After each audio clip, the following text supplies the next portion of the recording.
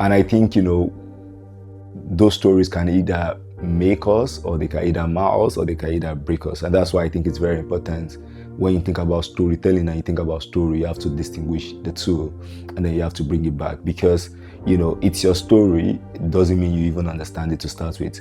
It's your story doesn't mean you can tell it, for example. It's your story doesn't mean you are able to communicate what your story is.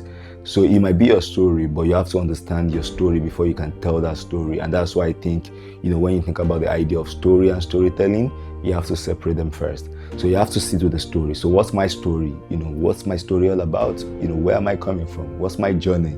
And then you sit down, you reflect on that story.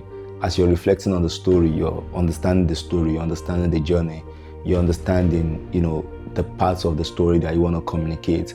You're understanding the part of the story that you don't want to communicate, that you want to leave out.